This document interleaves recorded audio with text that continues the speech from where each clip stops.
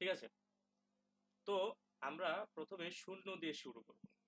ঠিক আছে, তো শূন্য, আসলে শূন্য একটা সংখ্যা, এর অনেকগুলো অর্থ আছে। তার মধ্যে একটা অর্থ হচ্ছে কিছু নাই, কিছু নাই মানে শূন্য বোঝায়।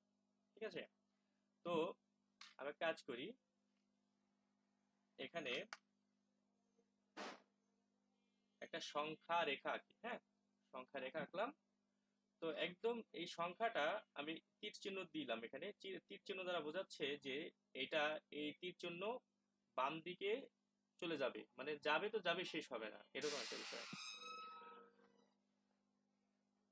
তারপরে হচ্ছে আমি যদি এখানে একটা তীর চিহ্ন দেই, মানে এই তীর চিহ্ন দ্বারা বোঝাচ্ছে যে ডান দিকে যাবে তো যাবে, এই যাওয়াটা কোনোদিন শেষ হবে না। যেহেতু আমার স্ক্রিন ছোট, আমার বোর্ড ছোট, এর জন্য আর কি আমি ছোট করে দেখাচ্ছি। না হলে এটা এমন মানে দূরে যেত যে কখনো বোঝাই যেত না, মানে শেষই হইতো না, এরকম একটা বিষয়। তো মাঝখান থেকে আমি এটা দুই ভাগে ভাগ করে নিলাম। ঠিক আছে, দুই ভাগে ভাগ করে নিলাম। ভাগ করার পর আমি এই দুই ভাগের মাঝখানে একটা শূন্য দিলাম। ঠিক আছে, শূন্য দিলাম। এখন যদি এই শূন্যের যদি আমরা ডান দিকে যাই, ধরো আমি এরকম দিলাম, এরকম দিলাম, এরকম দিলাম, এরকম দিলাম, তাহলে এই এখানে সংখ্যা হবে পজিটিভ সংখ্যা। পজিটিভ মানে কি, ধনাত্মক সংখ্যা, মানে প্লাস সংখ্যা। ঠিক আছে, আমি আপাতত প্লাস দিয়ে বোঝাচ্ছি, আসলে প্লাস দিতে হয় না কোন একটা সংখ্যায়। যদি দেখো যে শুধু যদি টু লেখা থাকে, ধরে নিবা যে টু এর সামনে একটা প্লাস আছে। হ্যাঁ, এটা কিন্তু বীজগণিতে অনেক কাজে দিবে তোমাদের। এই এই এই কথাটা যদি মনে রাখো, যে কোনো সংখ্যা, আমি শুধু টু দিয়ে বোঝালাম, বাট যে কোনো সংখ্যা তুমি যদি 10ও নাও, যদি খালি 10 থাকে তাহলে মনে করবে যে এই 10-এর সামনে একটা প্লাস আছে। এটা কিন্তু একটা অঙ্কের নিয়ম। হ্যাঁ, তো নিয়মটা মনে রাখবা।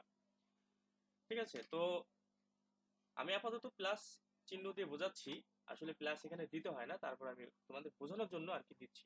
তো এখানে দিলাম 1, তারপরে হচ্ছে প্লাস 2, প্লাস 3, প্লাস 4, এখানে আরেকটা দিলাম প্লাস 5।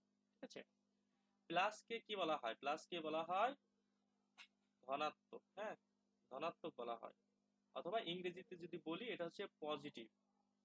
ঠিক আছে, ইংরেজিতে যদি বলি তাহলে এটা হচ্ছে পজিটিভ। আসলে আমার এই কলম দিয়ে লেখায় অভ্যস্ত না, তো হয়তো একটু লেখা খারাপ হচ্ছে, প্লিজ ডোন্ট মাইন্ড। আর এই যদি মাইনাস থাকে, মাইনাসকে বলা হয় ঋণাত্মক। হ্যাঁ,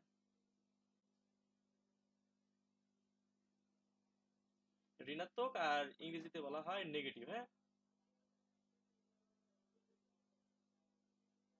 ঠিক আছে, তো অনেক সময় ম্যাথ করতে গেলে তোমরা কিন্তু ধনাত্মক কথা দেখবা বা ঋণাত্মক কথাটাও দেখবা। ঠিক আছে, তো এটা মনে রাখবা, ধনাত্মক মানে পজিটিভ বা প্লাস, ঋণাত্মক মানে নেগেটিভ বা মাইনাস, এই কথাটুকু মনে রাখলেই হবে। ঠিক আছে, শূন্যের যদি আমি বাম দিকে যাই, এভাবে যদি বাম দিকে যাই, তাহলে হবে -1, -2, -3, -4, আরো দিলাম না কারণ এই সংখ্যাটা এদিক যেতেই থাকবে, যেতেই থাকবে। হ্যাঁ, তো আমাদের হচ্ছে স্ক্রিন ছোট, তাই বেশি দিতে পারলাম না। তো আমি আপাতত এই হচ্ছে প্লাসটা কেটে দিলাম, তোমাদের বোঝানোর জন্য দিয়েছিলাম, আমি কেটে দিলাম এখানে। ঠিক আছে, এখানে কেটে দিলাম এটা। যদি কিছু না থাকে তোমরা ধরে নিবা যে এটা ধনাত্মক সংখ্যা। ঠিক আছে, তাহলে বলো, তোমরা সবাই বলো যে শূন্যের যদি ডান দিকে আমি সংখ্যা নেই, তাহলে সেটাকে কি সংখ্যা বলে? পজিটিভ। ধনাত্মক। ধনাত্মক, ধনাত্মক বা পজিটিভ।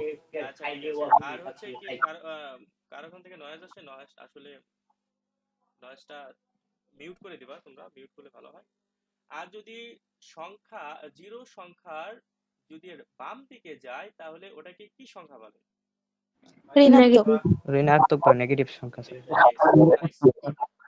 ঠিক আছে, এখন চলো আমরা আরেকটু আরেকটা জিনিস শিখি, সেটা হচ্ছে তোমাদের অনেক কাজে দিবে। আচ্ছা, এই ডটটা লেগে গেল, ডটটা থাকা যাবে না এখানে, তোমরা পরে কনফিউজ হবে। আর আমি না তোমাদের আরেকটা কথা বলি, তোমরা খাতা কলম নিয়ে বসবা এবং আমি যা বোঝাচ্ছি তা দেখে দেখে নোট করার দরকার নাই। হ্যাঁ, কারণ কি এই যে আমি যা যা লিখবো এখানে সবই কিন্তু তোমরা পিডিএফ আকারে পেয়ে যাবা। ঠিক আছে, তো লিখে লিখে সময় নষ্ট করার দরকার নাই। তোমার ক্লাসে যখন তোমাকে আমি একটা অঙ্ক দিব করতে, তোমরা করবা, নইলে চুপচাপ দেখতে থাকবা। হ্যাঁ, লেখার দরকার নাই আলাদা করে খাতায়, কারণ লিখলে আমি একটা জিনিস গুরুত্বপূর্ণ একটা বিষয় বোঝালাম, তুমি ওটাকে স্কিপ করে ফেললা লেখার জন্য আর কি। তুমি হয়তো ওটার উপরে খেয়াল রাখতে পারলা না, এতে কি হবে, তুমি কিন্তু কনফিউশনে পড়বা। ঠিক আছে, দরকার নাই, শুধু দেখার দরকার, বোঝার দরকার, তাই করবা। ঠিক আছে, এবার আরেকটা জিনিস বোঝাই, সেটা হচ্ছে এটা অনেক কাজে দিবে। সেটা হচ্ছে কে বলতে পারবা যে এই চিহ্নটার নাম কি? Anyone? Less than. Yes, less than. ঠিক আছে, আচ্ছা আমি কাউকে প্রশ্ন করব না, অনেকে হয়তো কনফিউশনে পড়বে। যখনই তোমরা এরকম একটা চিহ্ন দেখবা, এই চিহ্নর নাম হচ্ছে লেস দেন। আর যদি এরকম থাকে, এটাকে বলে গ্রেটার দেন। হ্যাঁ, এখন বুঝবা কেমনে, যে আমি কখন বুঝবো যেটা গ্রেটার দেন না লেস দেন? হ্যাঁ, কথা হচ্ছে যে মুখ, আমি এটাকে একটু ছবির মতো অঙ্কন করি। হ্যাঁ, আবার একটা কিছু একটা প্রাণীর ছবি যদিও আঁকানো ঠিক না, আমি তারপরেও একটা ফকিরা মার্কা প্রাণীর ডিজাইন করব, মানে ড্রয়িং করব। তো আমি এটাকে একটা ছবি, একটা একটা মাথা বানাবো। হ্যাঁ, তো এটা ধরো হচ্ছে চোখ, আর এটা মুখ। হ্যাঁ, আমি এটাও আঁকালাম এভাবে। ঠিক আছে, মুখ যখন, এই যে মুখ না, এটা কিন্তু মুখ, হা করে আছে। মুখ যখন বাম দিকে দিকে ঘোরানো থাকবে, তখন এটাকে বলবা গ্রেটার দেন। মুখ যখন ডান দিকে ঘোরানো থাকবে, তখন বলবা হচ্ছে এটা লেস দেন। হ্যাঁ, লেস দেন। এখন গ্রেটার দেন মানে বড়, লেস দেন মানে ছোট। ঠিক আছে, এখন কথা হচ্ছে কি, এই যে মুখের মধ্যে এই লেস দেন থাকুক আর গ্রেটার দেন থাকুক, লেস দেন থাকুক আর গ্রেটার দেন থাকুক, ডাজেন্ট ম্যাটার। ম্যাটার হচ্ছে মুখের মধ্যে যেটা থাকবে সেটা অবশ্যই বড় সংখ্যা হতে হবে, আর যেটা লেজের মধ্যে থাকবে ওটা ছোট হতে হবে। এটারও এটার ক্ষেত্রেও সেম, যেটা মুখের মধ্যে থাকবে সেটা বড় হতে হবে, যেটা লেজের মধ্যে থাকবে সেটা ছোট হতে হবে। গ্রেটার দেনের ক্ষেত্রেও সেম কাহিনী।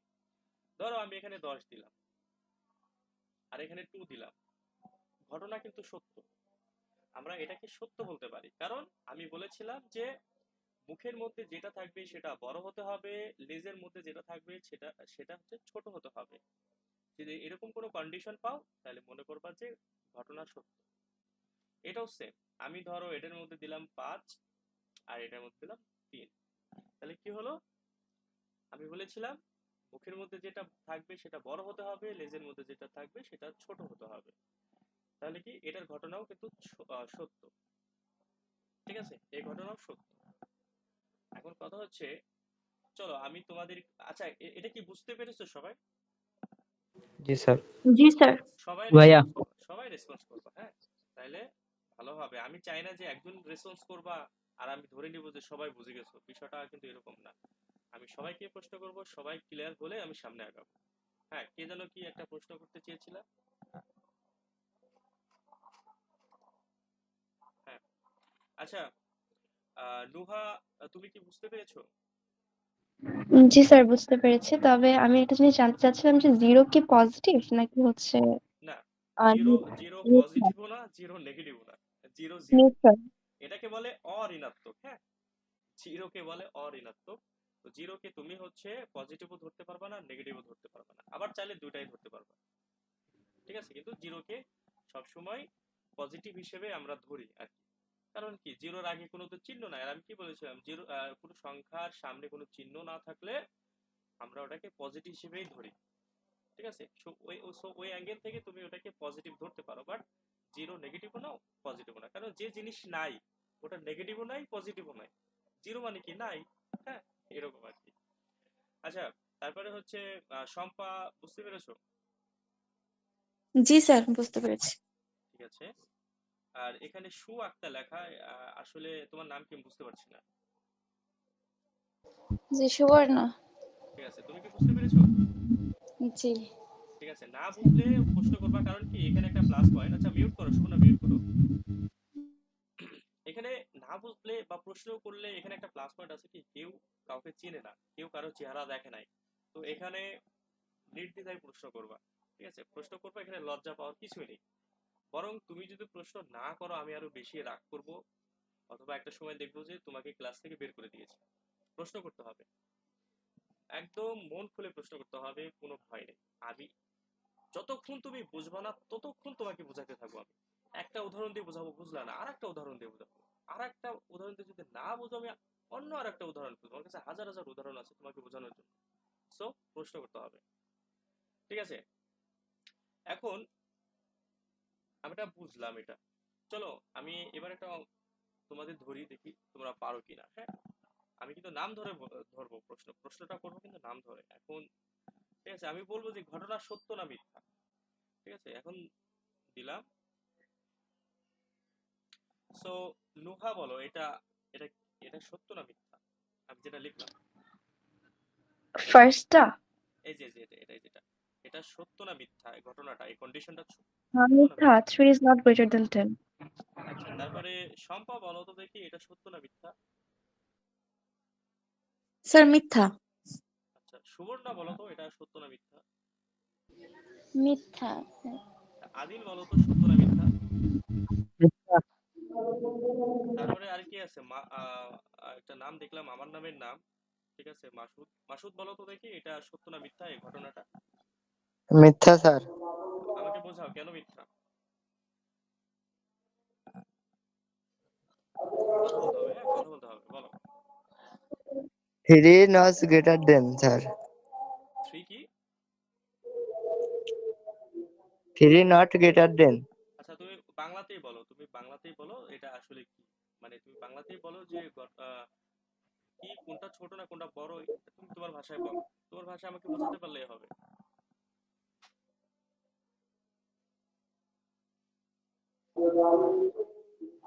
স্যার 3 ছোট, এই হচ্ছে ইয়ার দিকে।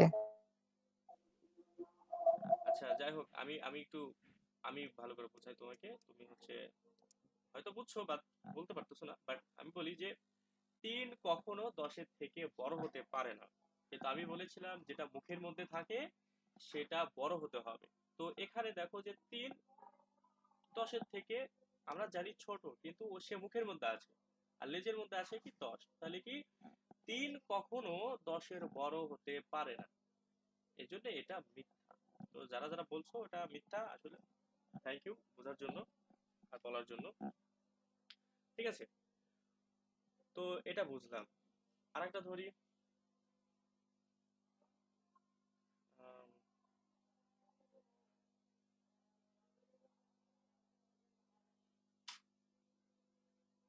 ঠিক আছে বলো, আমি এখানে নাম্বার দিয়ে দিলাম, এটা এটা 1 নাম্বার, এটা 2 নাম্বার।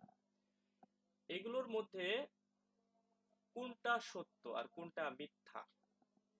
আমি নাম ধরে বলছি, কেউ আগে বলার দরকার নেই, আমি নাম ধরে বলছি। সেটা হচ্ছে, এবার আদিল বলো যে দুটার মধ্যে দুইটা কোনটা সত্য কোনটা মিথ্যা? দুইটাই মিথ্যা, কারণ পাঁচ ছোট।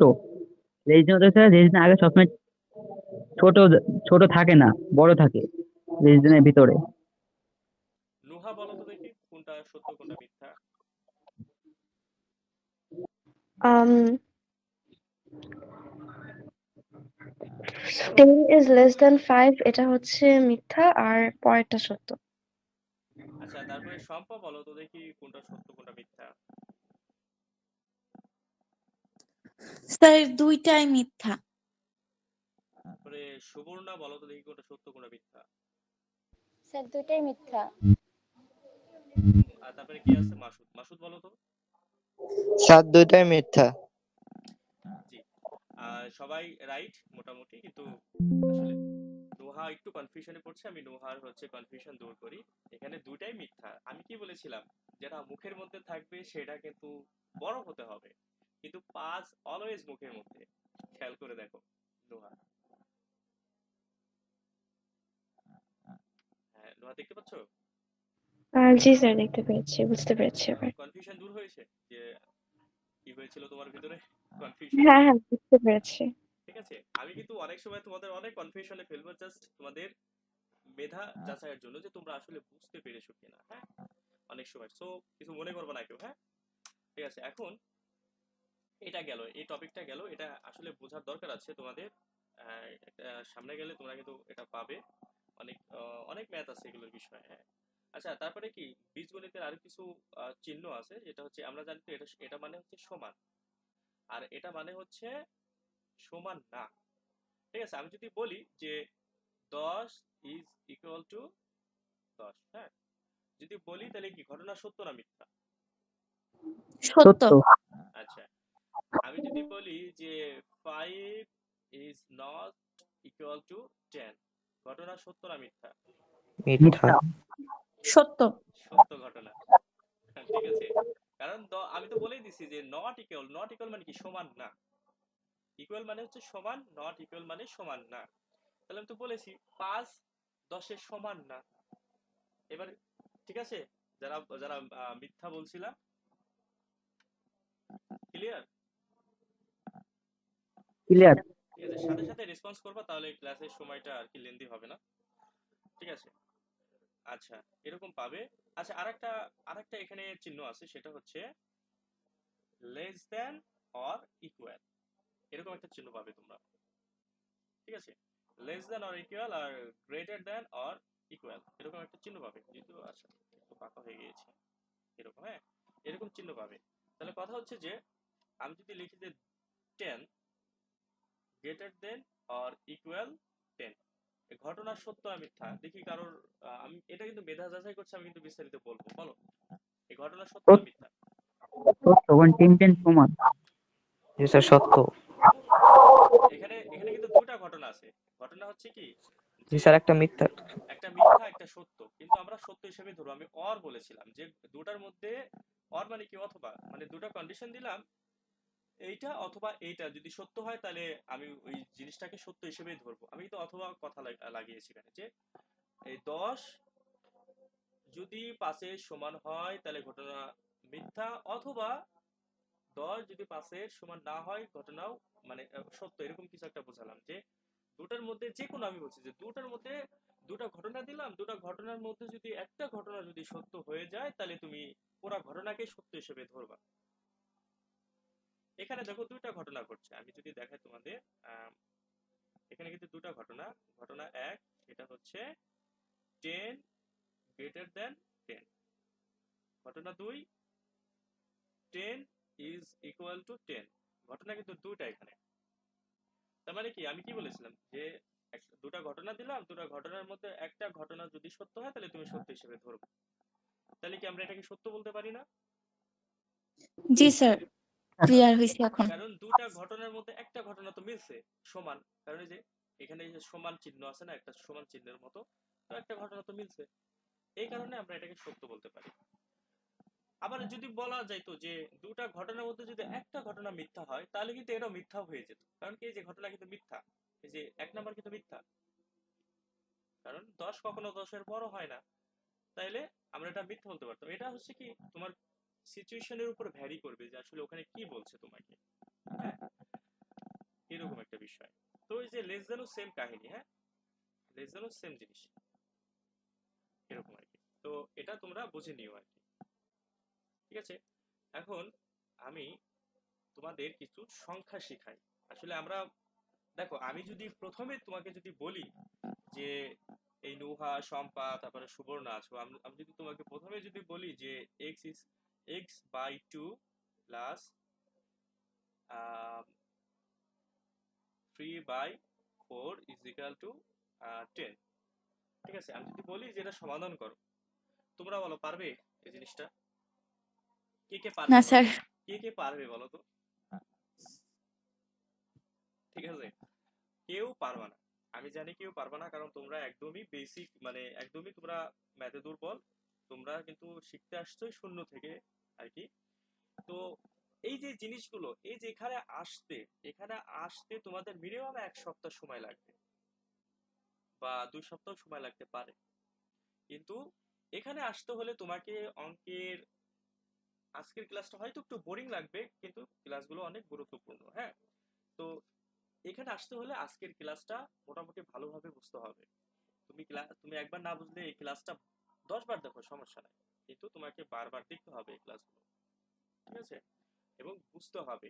আজকে না বুঝলে কালকে তুমি প্রশ্ন করবে যে ভাইয়া আমি এখানে বুঝি নাই, আমাকে একটু বুঝাই দিলে ভালো হতো। পিডিএফ তো যেহেতু থাকবে, তুমি স্ক্রিনশট দিবা যে ভাইয়া আপনি যখন বোঝাচ্ছিলেন এই দেখুন পিডিএফ স্ক্রিনশট একটু ক্রপ করে কেটে আমাকে গ্রুপে দিবা। আমি আরেকটা গ্রুপ খুলবো তোমাদের, তোমরাই হচ্ছে কমিউনিকেশন করবা, এরকম একটা গ্রুপ খুলবো, ওই গ্রুপে তোমরা পোস্ট করতে পারবা। আর যে গ্রুপে আজকে লিংক দেওয়া হয়েছিল ক্লাসে, ওই ক্লাসে তোমরা কেউ মেসেজ দিতে পারবা না, কারণ এই গ্রুপে শুধু আমরা গুরুত্বপূর্ণ নোটিশ দিব, এই কারণে। হ্যাঁ, ঠিক আছে। এখন এখানে এখানে আসতে হলে তোমাদের আর কি অনেক কাঠখড়ি আর কি এখানে আর কি পোড়াইতে হবে, ঠিক আছে? পোড়ানোর পরে তোমরা একটা সময় তোমরা নিজেরাই এটা পারবে, ঠিক আছে? তো চ্যালেঞ্জ রইলো, আমি তোমাদের এই জিনিসগুলো তোমাদের দিয়ে করাবো, মানে আমি তো বেসিক শিখাবোই, বাট সমাধান তোমরাই করবা এটা। হ্যাঁ, এর জন্য একটু ধৈর্য ধরতে হবে, 1-2 সপ্তাহ ওয়েট করতে হবে, তাহলেই তোমরা ইনশাল্লাহ এগুলো পারবে। ওকে, তো আসি এখানে এখানে একটা জিনিস শিখাই তোমাদের, যে আমাদের শিখতে হবে এখানে স্বাভাবিক সংখ্যা। আচ্ছা, লেখা ভালো হচ্ছে না, কিছু মনে করো না। স্বাভাবিক সংখ্যা, স্বাভাবিক সংখ্যা কি? আমরা কিন্তু অনেক সময় এই লেখাটা দেখি, স্বাভাবিক সংখ্যা অনেক সময় শুনি।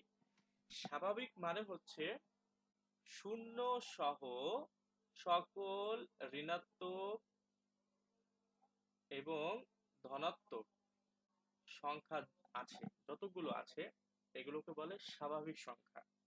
স্বাভাবিক সংখ্যা ধরো 1, 2, 3, তারপরে ধরো 4, 5, এভাবে যত চলতে থাকবে সবই স্বাভাবিক সংখ্যা। আবার ধরো -1, -2, -3, -4, এভাবে যত চলতে থাকবে সবই স্বাভাবিক সংখ্যা, শূন্য স্বাভাবিক সংখ্যা, ঠিক আছে?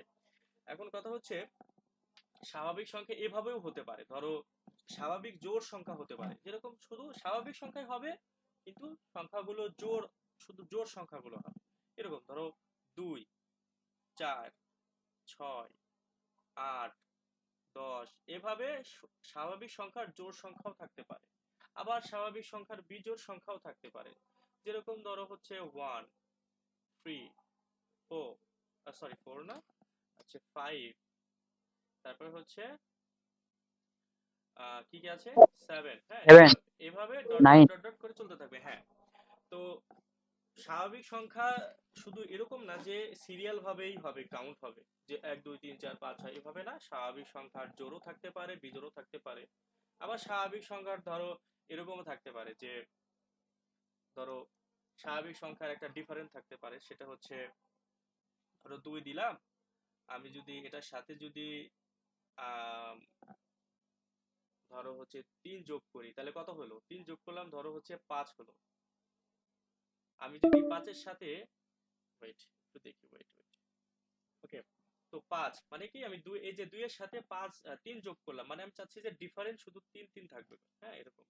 তো 2 এর সাথে 3 যোগ করে 5 হলো। এবার 5-এর সাথে যদি আমি আরো 3 যোগ করি তাহলে হয়ে যাবে 8। 8-এর সাথে যদি আমি আরো 3 যোগ করি তাহলে কত হবে? 11। হ্যাঁ, 11। তার মানে কি, যে স্বাভাবিক সংখ্যা এভাবেও হতে পারে যে প্রত্যেকটা সংখ্যা, একটা সংখ্যা থেকে আরেকটা সংখ্যার পার্থক্য 3 থাকবে। এই 5 থেকে 8-এর পার্থক্য 3 থাকবে, 8 থেকে 11-র পার্থক্য হচ্ছে 3 থাকবে। এভাবে 3 3 3 করে গ্যাপ করে করেও সংখ্যা থাকতে পারে, স্বাভাবিক সংখ্যা। তো তোমরা কি ক্লিয়ার স্বাভাবিক সংখ্যার বিষয়ে? জি জি স্যার। স্যার। ঠিক আছে, স্বাভাবিক সংখ্যা নিয়ে কিন্তু অনেক কনফিউশনে পড়বা। মানে এই অঙ্কের মধ্যে লেখা থাকে স্বাভাবিক সংখ্যার যোগফল নির্ণয় করো, ওটা করো, ওইটা করো। হ্যাঁ, তো স্বাভাবিক সংখ্যায় যদি না বুঝো তাহলে কিন্তু ওই অঙ্কটা তুমি বুঝবা না, বা প্রথম একটু কষ্ট হবে। তো আগে থেকেই বুঝাই নিলাম। হ্যাঁ, এবার আসি যারা 9-10-এ পড়ো তাদের জন্য আরো ভালো। এবার আসি পূর্ণ সংখ্যা। পূর্ণ সংখ্যা, আচ্ছা লেখা হচ্ছে না কেন? ঠিক আছে,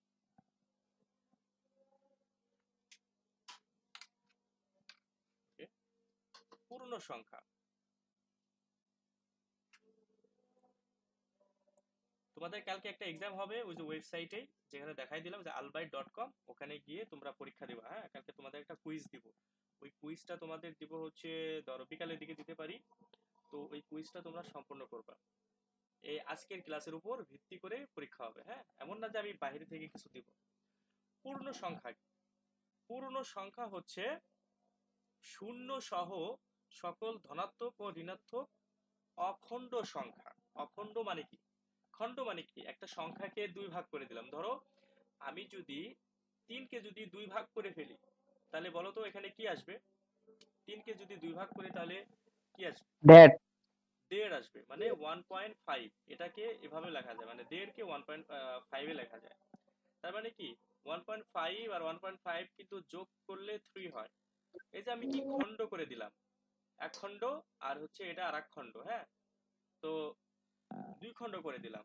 কিন্তু বলতেছে যে শূন্য সহ সকল ধনাত্মক ও ঋণাত্মক অখণ্ড সংখ্যা, মানে কি সংখ্যা কোনো দশমিক হওয়া যাবে না, কোনো দশমিক সংখ্যা হওয়া যাবে না। দশমিক সংখ্যা কি? এই ধরো হচ্ছে 1.3, এই ধরো 10 পয়েন্ট, মানে পয়েন্ট আসা যাবে না। পয়েন্ট আসা যাবে না।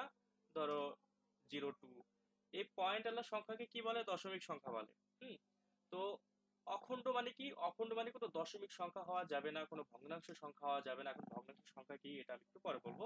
আপাতত বুঝে নাও যে দশমিক সংখ্যা হওয়া যাবে না, ভগ্নাংশ সংখ্যা হওয়া যাবে না। এইসব সংখ্যাগুলোকে বলে পূর্ণ সংখ্যা।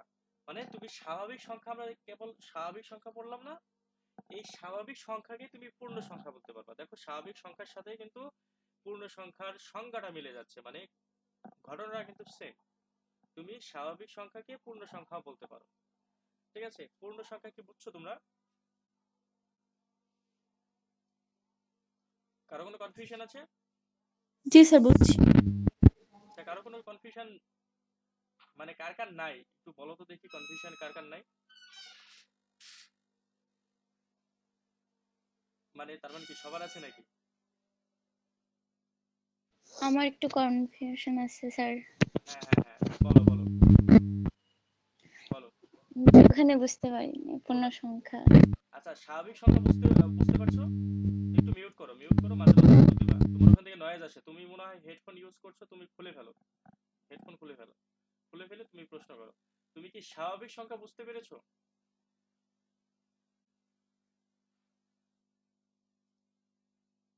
হ্যাঁ, সুবর্ণা শুনতে পাচ্ছো? জি তুমি কি স্বাভাবিক সংখ্যা বুঝতে পেরেছো? জি যদি না বুঝে থাকো তাহলে বলো, আমি আবার বোঝাবো, সমস্যা নেই।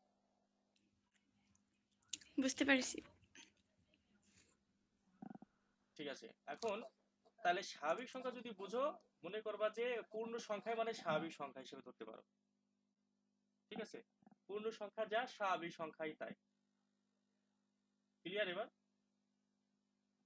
জি আচ্ছা ঠিক আছে, এখন ভগ্নাংশ সংখ্যা। ভগ্নাংশ সংখ্যা আমি একটু লিখি।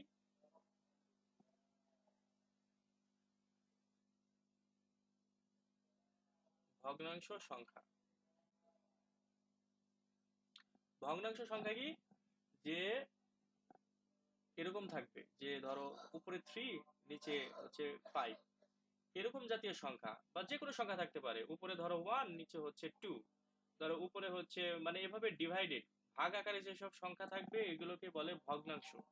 এরকম থাকতে পারে, ধরো এরকম 1, আচ্ছা বাংলা লিখে ফেললাম।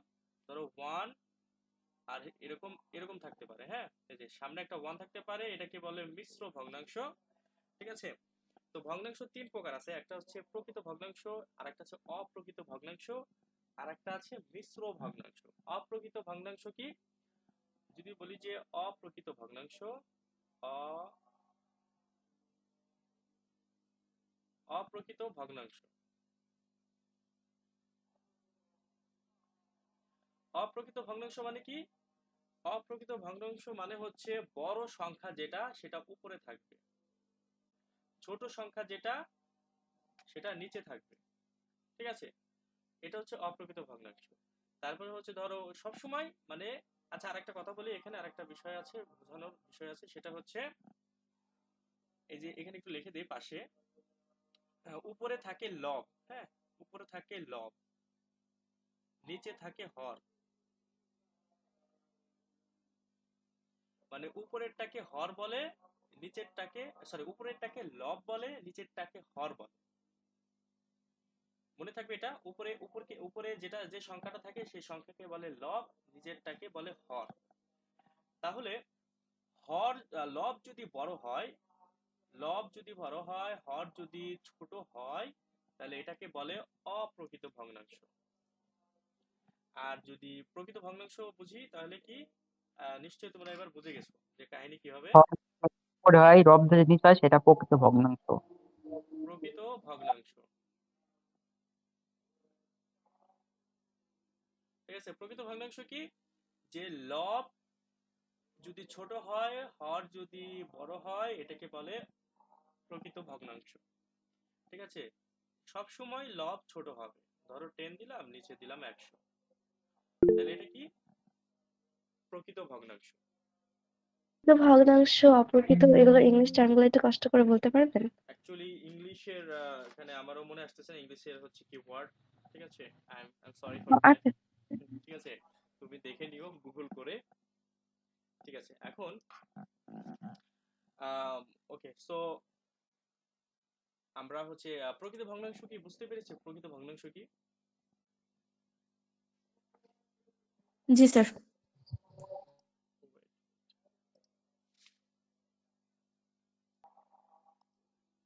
আচ্ছা, আর একটা আছে মিশ্র ভগ্নাংশ। হ্যাঁ,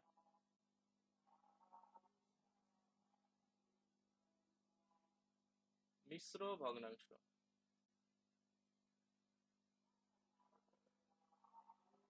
মিশ্র ভগ্নাংশ কি, সামনে ধরো হচ্ছে যে কোনো সংখ্যা থাকতে পারে, এরকম 2, আচ্ছা ইংলিশে লিখি, 2 থাকতে পারে, আর ধরো এরকম থাকতে পারে 3/5। ঠিক আছে, মানে এই পাশে থাকতে পারে এরকম, এইগুলোকে বলে মিশ্র ভগ্নাংশ। ধরো 3/2, এখানে ধরো হচ্ছে এই ধরো 5 থাকলো, এরকম জাতীয় সংখ্যা থাকলে মিশ্র ভগ্নাংশ। তো আমরা মিশ্র ভগ্নাংশ অত ফোকাস করব না, আমরা জাস্ট প্রকৃত অপ্রকৃত ভগ্নাংশ ফোকাস করব। চলো তোমাদের একটু ধরি যে কোনটা প্রকৃত ভগ্নাংশ আর কোনটা অপ্রকৃত ভগ্নাংশ। তোমাদের এখানে পাশে রেখে দিলাম যাতে তোমরা দেখে দেখেও বলতে পারো অন্তত। হ্যাঁ, তো ধরো আমি এই পাশে ধরলাম, এ পাশে দিলাম যে ধরো এটা কি ভগ্নাংশ। আচ্ছা 10 না দিই, 10 একবার দিয়েছি। সো বলো, শম্পা বলো এটা কি ভগ্নাংশ? অপ্রকৃত। আদিল বলো। অপ্রকৃত। তারপর হচ্ছে নুহা বলো। স্যার অপ্রকৃত। ওকে, আর সুবর্ণা বলো এটা কি কি ভগ্নাংশ? অপ্রকৃত। শিওর তোমরা? জি স্যার। জি স্যার। গুড, এটা হচ্ছে অপ্রকৃত ভগ্নাংশ। এখন আমি যদি বলি যে ধর হচ্ছে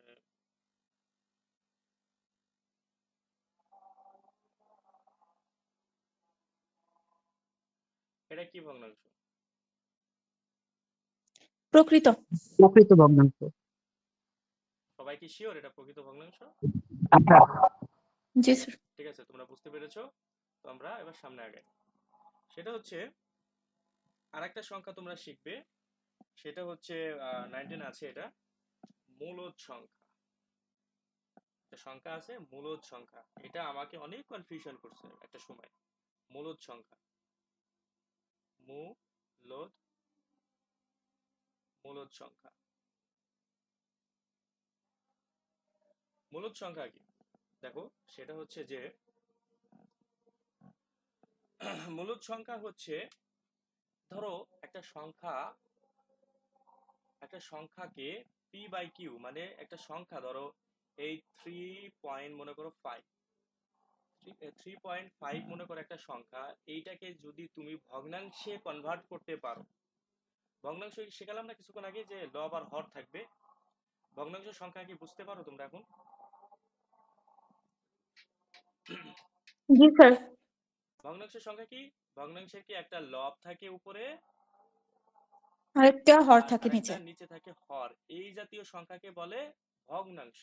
ঠিক আছে, তার মানে কি ধরো এই 3.5 কে যদি আমি এইরকম আকারে যদি কনভার্ট করতে পারি, তাহলে ওই সংখ্যাটাই হবে মূলদ সংখ্যা। যেরকম ধরো আমি যদি এই 3.5 কে যদি ভগ্নাংশে কনভার্ট করতে চাই, তাহলে কি হবে দেখো, আমি যদি এখানে 35 লিখি, 35 কেন লিখছি, কারণ কি হচ্ছে আমি একটু বোঝা আগে লিখি পুরোটা।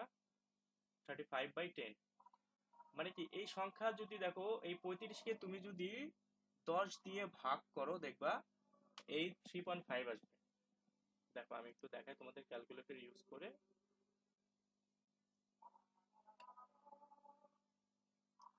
আচ্ছা 35 ভাগ 10, দেখো 3.5 আসছে না? 3.5 মানে কি আমি কিন্তু এই সংখ্যাটাকে আমি বুঝে নিছি কিভাবে কনভার্ট করছি। দেখো আমি আবার একটু মুছে দিই এগুলো। আচ্ছা আমি ভগ্নাংশে কনভার্ট বলছি কি কোনো সংখ্যাকে যদি ভগ্নাংশে কনভার্ট করা যায়, 9-10 এর বই পাবা যে কোনো সংখ্যাকে যদি পি বাই কিউ আকারে যদি প্রকাশ করা যায়, মানে পি বাই কিউ আসলে কথাটা আসলে বই ভালোভাবে লেখে নাই, পি বাই কিউ আকারে কথা আকারে প্রকাশ করা যায়, এটা যখন একটা স্টুডেন্ট পড়বে তখন কিন্তু সে বুঝবে না আসলে কি বোঝানো হচ্ছে। তো আমি তোমাদের সহজ করে বলি, পি বাই কিউ আকারে দ্বারা বোঝাইছে এখানে যে ভগ্নাংশে কনভার্ট করা যায়। একটা সংখ্যাকে ভগ্নাংশে রূপান্তরিত করা গেলেই ওই সংখ্যাটাকে আমরা মূলদ সংখ্যা বলবো। যেরকম এই 3.5 সংখ্যাটাকে যদি আমি ভগ্নাংশে কনভার্ট করতে চাই, তাহলে আমি কি লিখবো, এই সংখ্যাটাকে আগে 3 লিখবো, তারপর হচ্ছে এই দশমিক উঠাই দিব, দশমিক উঠাই দিয়ে কি হবে 5টা বসাই দিব। আচ্ছা ঠিক আছে, এখন এতে দশমিক যে উঠাই দিলাম, দশমিক উঠানোর জন্য নিচে একটা 1 বসবে, দশমিকের পরে যে কটা শূন্য থাকবে, সরি যে কটা সংখ্যা থাকবে, আমি আবার বলি, আমি প্রথমে যে সংখ্যাটা আছে দশমিক বাদ দিয়ে আগে লিখবো, এখানে দশমিক বাদ দিলে 35 হয়। ঠিক আছে, দশমিক উঠাই দিলাম, দশমিক উঠাই দিয়ে নিচে একটা 1 বসলো, আর দশমিকের পরে যে কয়টা সংখ্যা থাকবে সে কয়টা শূন্য বসবে। যেহেতু দশমিকের পরে একটা সংখ্যা আছে, সেক্ষেত্রে আমরা একটা শূন্য বসাবো। তাহলে কি দেখো এই সংখ্যাকে আমি ভগ্নাংশে কনভার্ট করতে পারলাম না? জি স্যার। এই বিষয়টা কার মাথার উপর দিয়ে গেছে আমাকে বলো, নির্দ্বিধায় বলবো, না স্যার, বুঝতে পেরেছি। আমি আবার বোঝাবো। ঠিক আছে, কে বুঝতে পেরেছো? আমি তো ভয়েস আপাতত কেউ এখানে কারো ভয়েস তো আমি চিনি না। ঠিক আছে, আমি বুঝতে পেরেছি শম্পা। আচ্ছা সম্ভব, গুড। আচ্ছা তারপরে বলো তোমরা তোমরা বাকিরা বলো, বুঝতে পেরেছো বিষয়টা এখানে, এই বিষয়টা?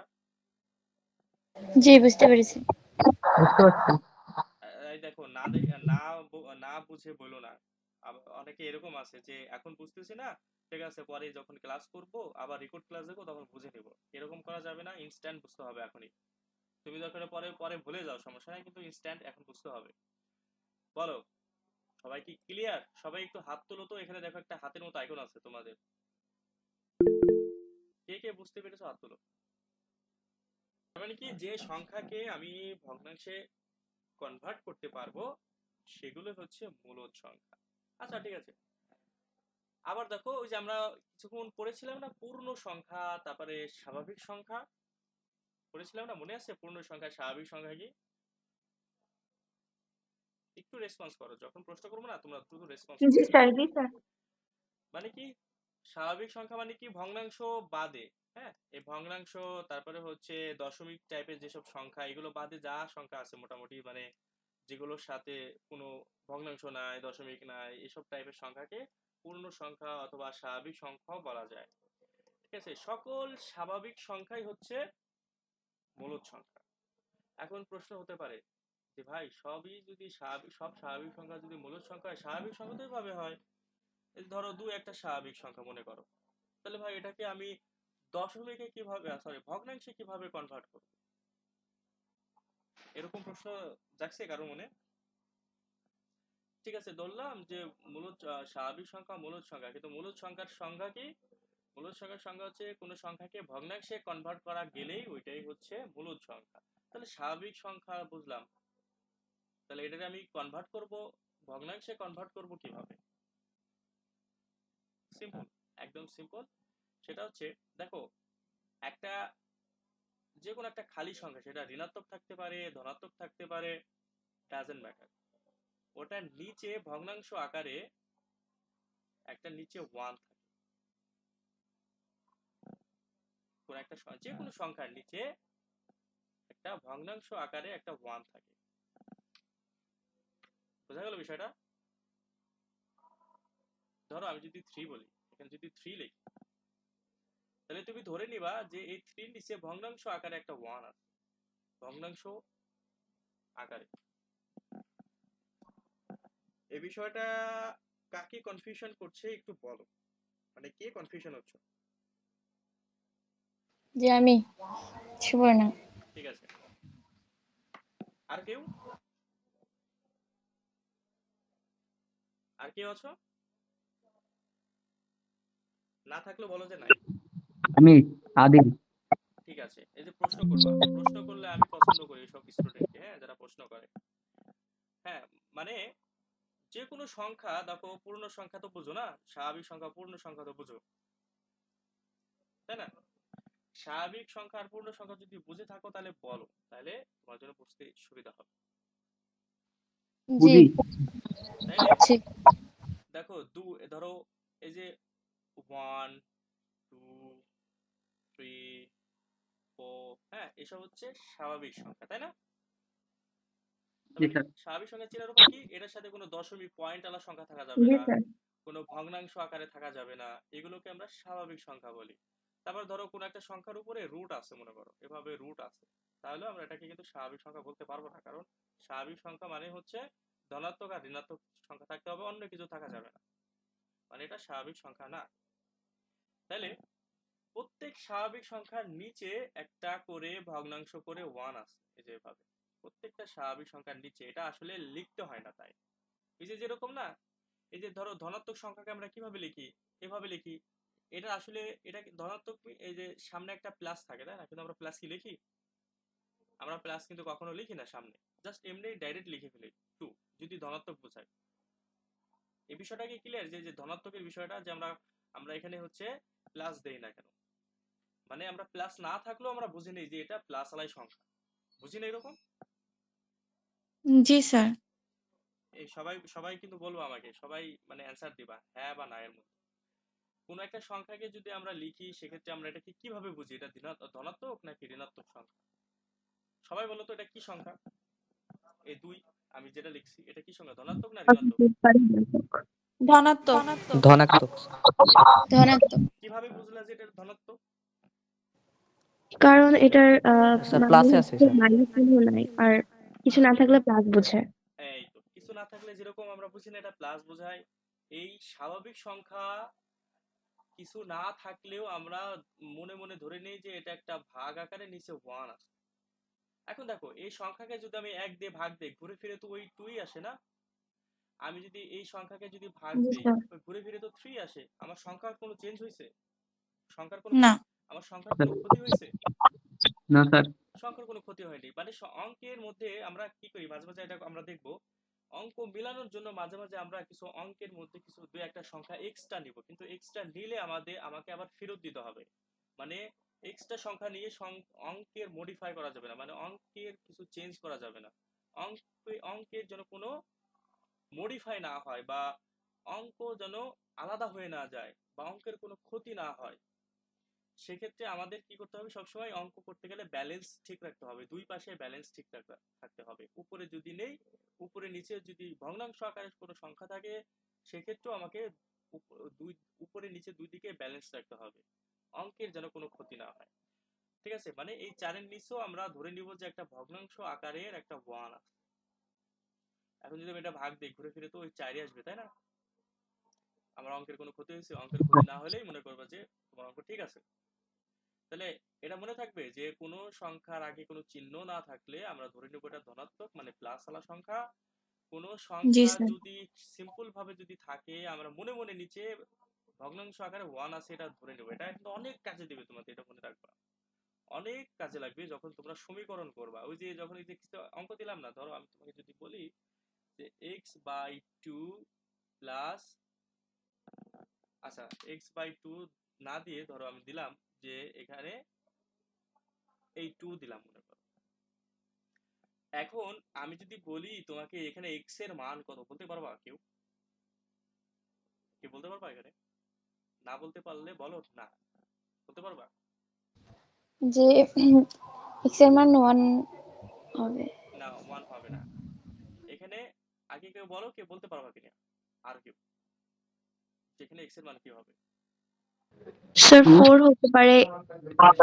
হ্যাঁ 4 হবে। কিন্তু আচ্ছা তোমাকে যদি আরেকটু কঠিন অঙ্ক দেই, ধরো হচ্ছে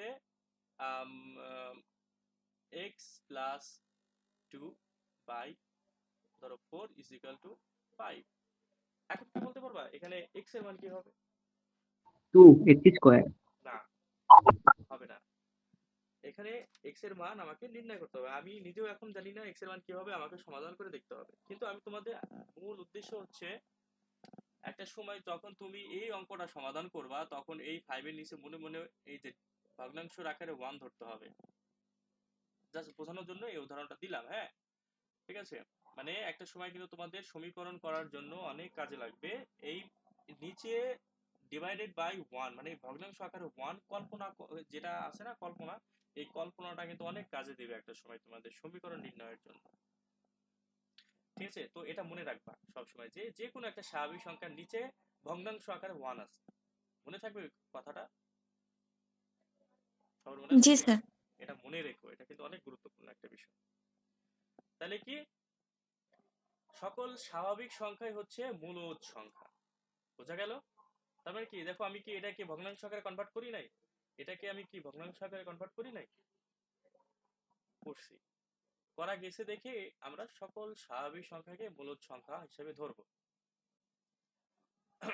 তারপরে ধরো ধরো এই যে একটা সময় তোমরা রুট দেখবা, রুট আছে আসলে এখন রুট বোঝানোটা তোমাদের ঠিক হবে না, এটা অনেক তোমাদের মাথার উপর দিয়ে যাবে। অলরেডি অনেক কিছু তোমাদের আজকে শিখিয়েছি এই কারণে।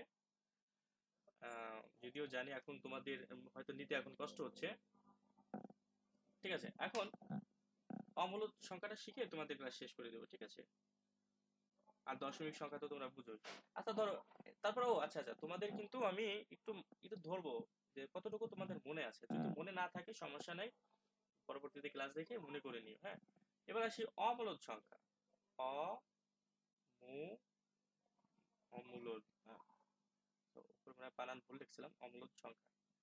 ঠিক আছে, অমূলদ সংখ্যা।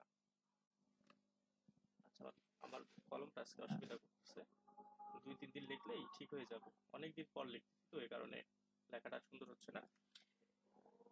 ওকে, অমূলদ সংখ্যা মানে যে সংখ্যাকে পি বাই কিউ আকারে প্রকাশ করা যায় না। যে সংখ্যাকে আমরা যেরকম ওই যে ভগ্নাংশে কনভার্ট করলাম না, এই ভগ্নাংশে যদি কনভার্ট যদি না করা যায় তাহলে সেই সংখ্যাকে অমূলদ সংখ্যা বলে।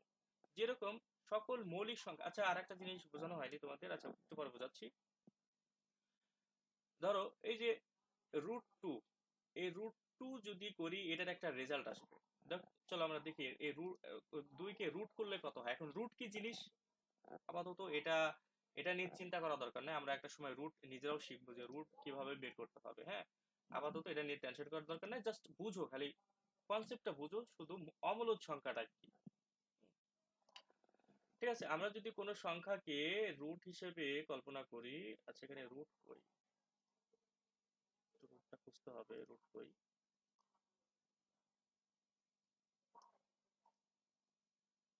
আচ্ছা এখানে কি রুট আছে? বড় করে দেখি।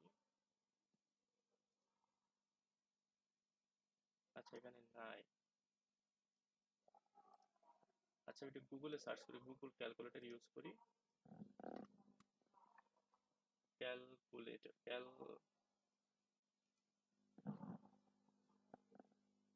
এখানে কি রুট আছে?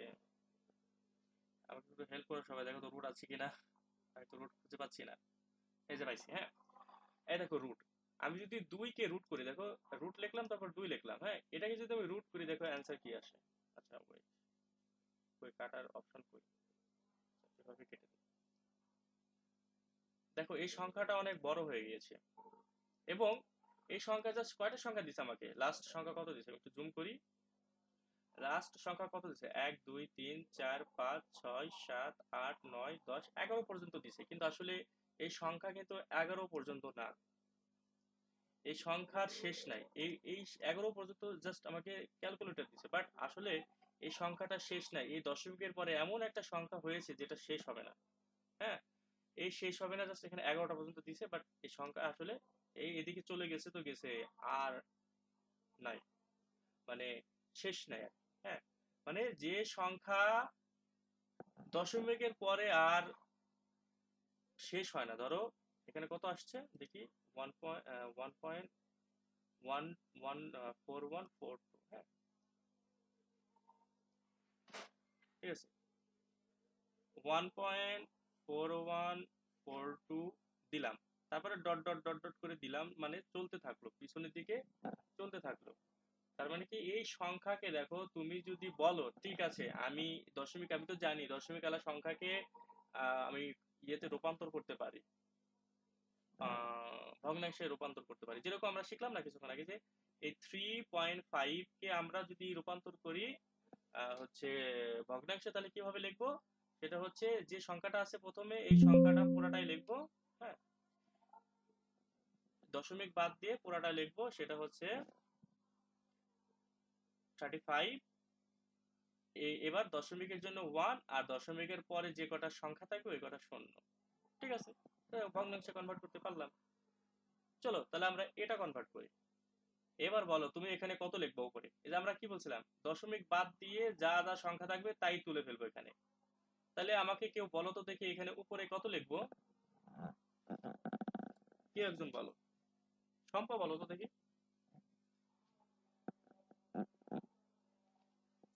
স্যার এটা মনে হয় লেখা যাবে না। আচ্ছা তারপরে নোহা বলো তো দেখি।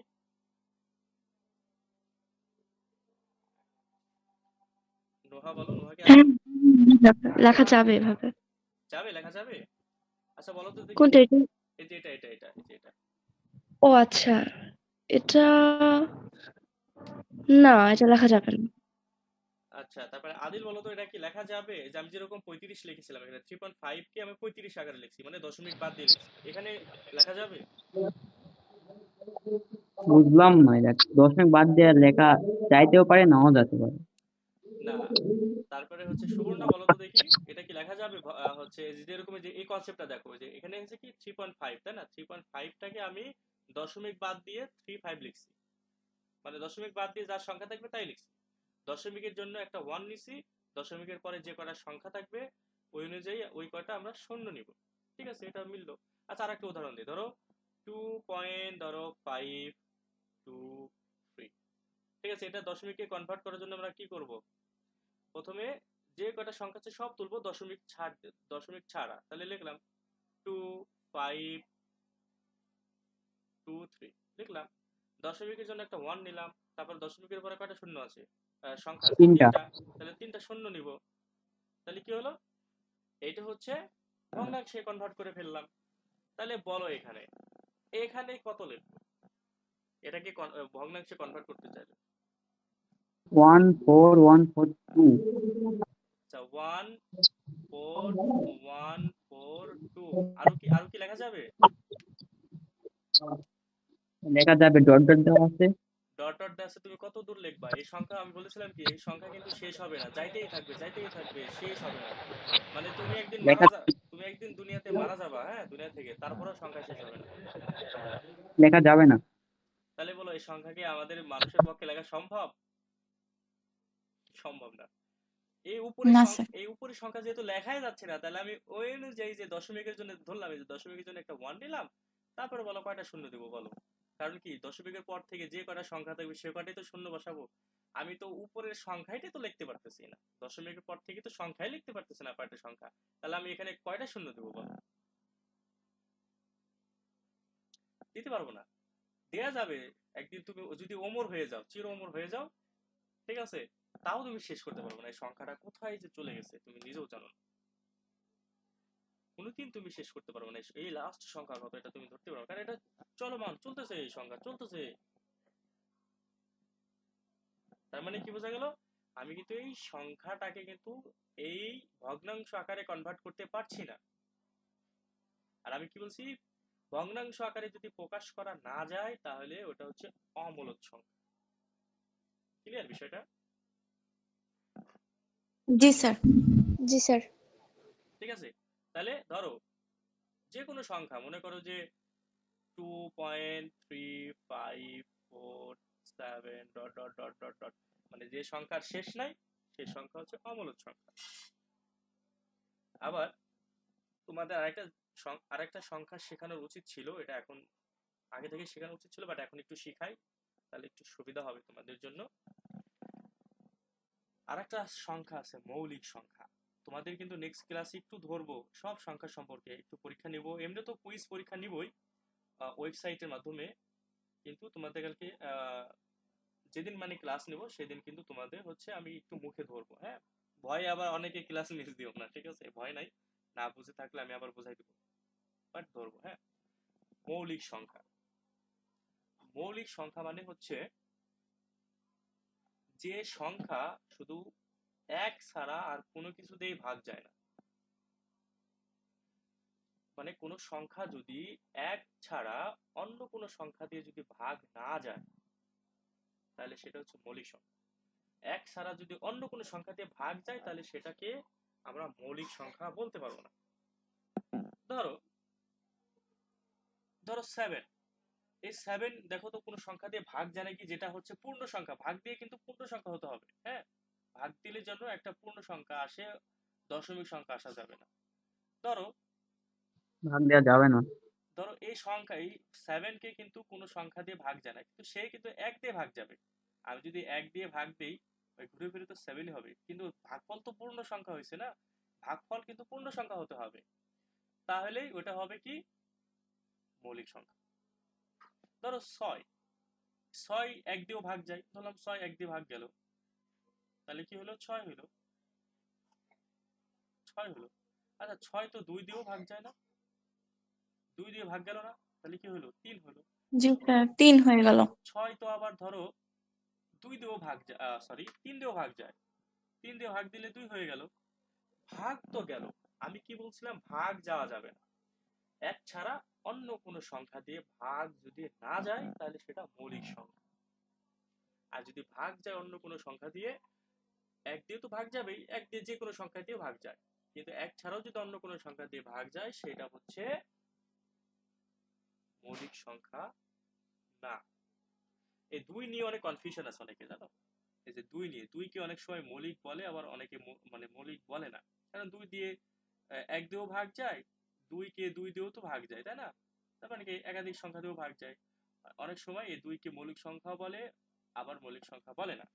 ঠিক আছে, এটা নিয়ে কনফিউশন হওয়ার দরকার নাই, এটা আমরা আস্তে আস্তে পরে বুঝবো, কিন্তু আপাতত বুঝে নাও কোনো সংখ্যা যদি 1 ছাড়া অন্য কোনো সংখ্যা দিয়ে ভাগ না যায় তাহলে সেটা মৌলিক সংখ্যা। ধরো 5 মৌলিক সংখ্যা নাকি অমৌলিক সংখ্যা, বলো? মৌলিক সংখ্যা। সবাই বলো তো। জি স্যার, মৌলিক মৌলিক সংখ্যা। ঠিক আছে, আচ্ছা ধরলাম একটা সংখ্যা নিলাম 5, তারপরে 10 নিলাম, তারপর হচ্ছে 17 নিলাম, তারপরে ধরো হচ্ছে 13 নিলাম, তারপরে ধরো হচ্ছে ধরলাম হচ্ছে 16 নিলাম, তারপরে ধরলাম 23 নিলাম। বলো এগুলোর মধ্যে কোনটা কোনটা মৌলিক সংখ্যা? স্যার 5, 10, 5, 17, 13 আর হচ্ছে 23। আবার বলো তো, কে বললো? আবার বলো। 5, 17, 13 আর হচ্ছে 23। ও আচ্ছা, তারপর আরো কিছু আরো কাউকে ধরি, দেখি সবাই বলার পরে আমি সত্যটা বলবো। আচ্ছা তারপরে বলো হচ্ছে শম্পা খাতুন, বলো যেখানে মৌলিক সংখ্যা কোনটা কোনটা? মৌলিক সংখ্যা হচ্ছে 17, এখান থেকে 13। এখান থেকে শুরু করো, এই যে 5 থেকে শুরু করো, ও বলো।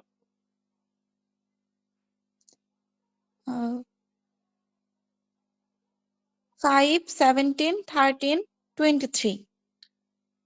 তারপরে হচ্ছে মাসুদ, আছো মাসুদ ক্লাসে? জি স্যার। হ্যাঁ বলো, তুমি বলো তো এখানে কোনটা কোনটা মৌলিক সংখ্যা? 5, 17, 13, 23. আদিল বলো তো। 5, 17, 13, 23. তারপরে হচ্ছে আহ, সুবর্ণা বলো তো। 5 আচ্ছা তুমি বাংলায় বলো, বাংলায় বলো, সমস্যা নেই, বাংলায় বলো। তুমি বাংলাতেই বলো, সমস্যা নেই। বলো বলো বলো। তা সবাই সবাই একটু বলো। এই কথাটা আমি আবার বলে রাখি রেকর্ডের মধ্যে, যে সকল মৌলিক সংখ্যাকে যদি আমি রুট করি, তাহলে এই সংখ্যাটা যে রেজাল্ট আসবে ওই রেজাল্টকে আর ভগ্নাংশে কনভার্ট করা যাবে না। সেক্ষেত্রে আমরা √5 কে বলতে পারি অমূলদ সংখ্যা। যে যেরকম আমরা যদি মৌলিক সংখ্যা 7 কে যদি রুট করি, তাহলে রুটের যে সংখ্যাটা আসবে ওই সংখ্যার পরে দশমিক আর শেষ হবে না, দশমিকের পরের সংখ্যাগুলো শেষ হবে না। সেক্ষেত্রে আমরা এই রুটওয়ালা সংখ্যাকে বলতে পারি অমূলদ সংখ্যা। সকল মৌলিক সংখ্যার উপরে তুমি একটু মোবাইল দিয়ে দেখো, সকল মৌলিক সংখ্যার উপর রুট করলে দেখবা দশমিক শেষ হয় না, দশকের পরে সংখ্যাগুলো শেষ হয় না। তাহলে সকল মৌলিক সংখ্যার উপর রুটওয়ালা সংখ্যাই হচ্ছে রুট থাকলে ওই রুটওয়ালা মৌলিক সংখ্যাকেই বলে হচ্ছে অমূলদ সংখ্যা।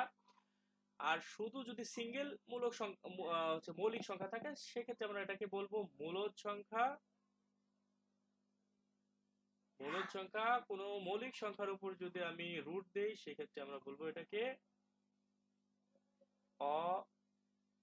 অমূলদ সংখ্যা। ক্লিয়ার সবাই? ঠিক আছে, আজকের ক্লাসটা এই পর্যন্ত আমি রাখি।